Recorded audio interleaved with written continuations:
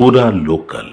తప్పకుండా ఈరోజు తెలంగాణ ప్రభుత్వ ఆకాంక్ష రెండు తెలుగు రాష్ట్రాల నుంచి ముఖ్యంగా తెలంగాణలో ఉన్నటువంటి అనేక మంది సివిల్ సర్వీసెస్కు సంబంధించి శిక్షణ పొందేటువంటి విద్యార్థులంతా ఈ దేశ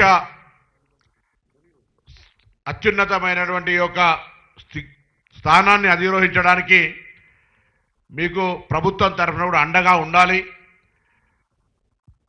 అనే ఒక ఆలోచనతోటి ఈ కార్యక్రమం తీసుకుంటున్నాం. మీరు కష్టపడుతున్నటువంటి దాంట్లో ఇది పాత్ర చాలా చిన్నదే కావచ్చు, కానీ ఒక సంతృప్తికరంగా ఒక ప్రోత్సాహాన్ని ఇచ్చేటువంటి సందర్భంలో మన మీద బాధ్యతను ప్రభుత్వం కూడా మాకు సహకారం చేస్తూ ఉంది, దీన్ని అచీవ్మెంట్ చేయాలి అని ఎక్కువగా శ్రమపడడానికి అవకాశం ఉంటుంది అనుకునేటువంటి ఆలోచనతో ఉన్నాం. ఈరోజు తప్పకుండా తెలంగాణ గౌరవాన్ని దేశ స్థాయిలో ఇంపజేయడానికి మిమ్మల్ని కన్న తల్లిదండ్రులకు ఆ గౌరవాన్ని పెంపొందించే దిశగా మీరు ఏ గ్రామంలో, ఏ మండలంలో, ఏ జిల్లా నుంచి పుట్టొచ్చినారో ఆ ప్రాంతానికి పేరు తెచ్చే విధంగా ఈరోజు చూస్తూ ఉంటాం.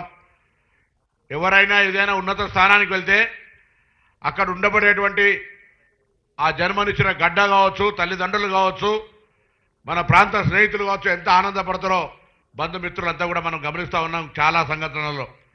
అటువంటి స్థానం లోపల మీరు కూడా ఉండాలి.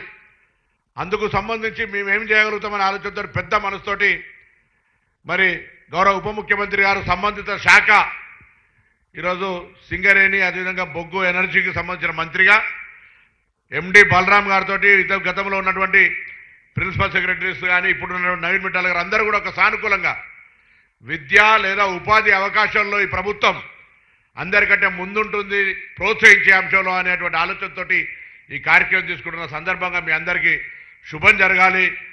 తప్పకుండా మీరు ఆకాంక్షిస్తున్న గోల్ను సాధించాలి. ఆ సాధించే దానిలో మీ అందరికీ మా తరఫున, ఎందుకంటే వయసులో కానీ ఇతరత్ర అన్ని చిన్ననే కాబట్టి తప్పకుండా మీ అందరికీ కూడా ఆశీర్వచనం, శుభాకాంక్షలు. భవిష్యత్తులో తెలంగాణ గౌరవాన్ని భారతదేశంలో ఒక అత్యున్నత స్థానంలో ఈ రాష్ట్రం నుంచి చాలామంది ఐఏఎస్, ఐపీఎస్లు ఎంపికైతా ఉన్నారు. సివిల్స్లో గొప్ప గొప్ప స్థానాలను తీసుకుంటారు అనేటువంటి కీర్తి వస్తే మీకెంతో గౌరవమో ఈ ప్రభుత్వాన్ని కూడా అంతే గౌరవంగా భావిస్తూ మీ అందరికీ మరొకసారి నా హృదయపూర్వకంగా శుభాకాంక్షలు, ధన్యవాదాలు తెలియజేస్తా ఉన్నాను.